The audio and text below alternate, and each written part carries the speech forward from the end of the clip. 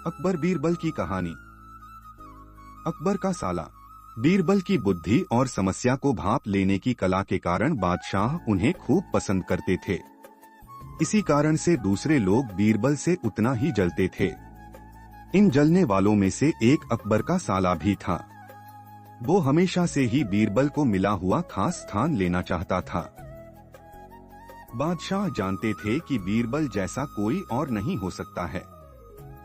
वो अपने साले को भी ये बात समझाने की कोशिश करते थे, लेकिन उनका साला हमेशा कहता था कि वो भी काफी बुद्धिमान है।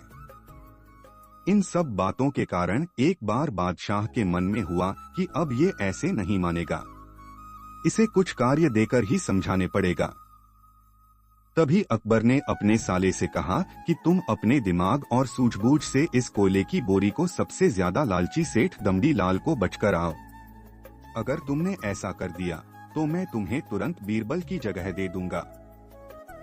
यह बात सुनकर अकबर का साला हैरान हुआ, लेकिन उसे बीरबल की जगह चाहिए थी। इसी सोच के साथ वो कोयले की बोरी लेकर सेठ के पास पहुंच गया।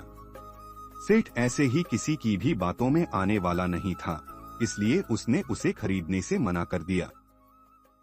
अब अपना उदास चेहरा लेकर अकबर का साला महल लौट आया। उसने कहा कि मैं इसे नहीं बेच पाया। इतना सुनते ही बादशाह ने बीरबल को अपने पास बुलाया। उन्होंने अपने साले के सामने ही बीरबल से कहा कि तुम्हें सेठ दमड़ी लाल को यह कोयले की बोरी बेचनी है। बादशाह का आदेश मिलने पर बीरबल ने कहा कि आप एक बोरी बेचने के लिए कह रहे हैं।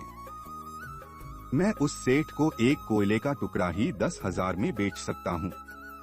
यह बात सुनकर अकबर का साला दंग रह गया।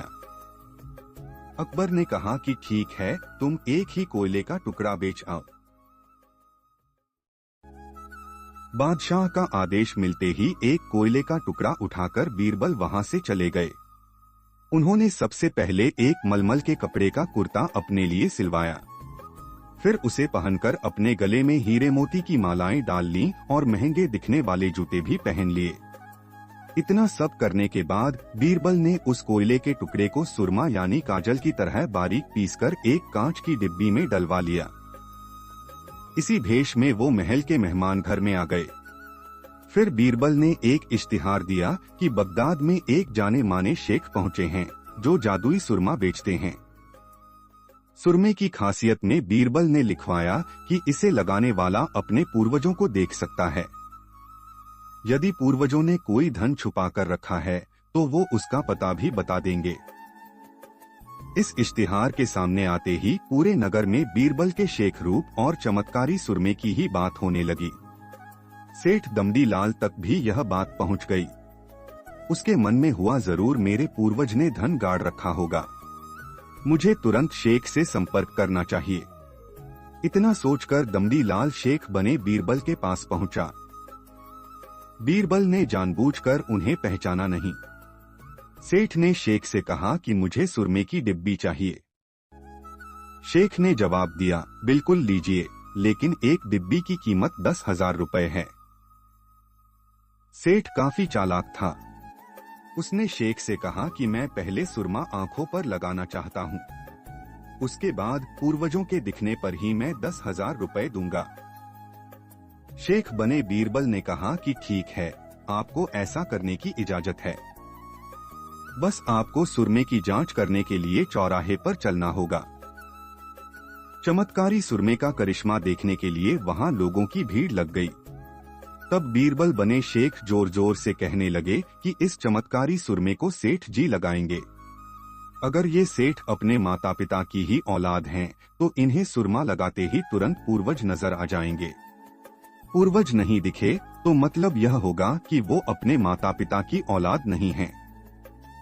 असली औलादों को ही यह सुरमा लगाने पर अपने पूर्वज नजर आते हैं। यह सब कहने के बाद शेख ने सेठ के आंखों पर सुरमा लगा दिया और कहा कि आंखें बंद कर लो। सेठ ने आंखें बंद तो की, लेकिन उन्हें कोई भी नहीं दिखा। अब सेठ के मन में हुआ कि मैंने कह दिया कि मुझे कोई नहीं दिखा तो भारी अपमान हो जाएगा। इज्जत को बनाए रखने के लिए सेठ ने आंख खोली और कहा कि हाँ, मुझे अपने पूर्वज दिख गए। इसके बाद गुस्से में लाल सेठ ने बीरबल के हाथ में 10,000 रुपए थमा दिए। अब खुश होते हुए बीरबल महल चले गए। उन्होंने कहा कि लीजिए बादशाह, एक कोयले के 10,000 रुपए, और सारा किस्सा सुना दिया। यह देखते ही बादशाह का साला मुंह बनाकर महल से चला गया। उसके बाद से उसने कभी भी बीरबल की जगह लेने की बात अकबर से नहीं की। कहानी से सीख: किसी से ईर्ष्या नहीं करनी चाहिए और अपनी काबिलियत को साबित करने के लिए बुद्धि का उपयोग करना जरूरी है।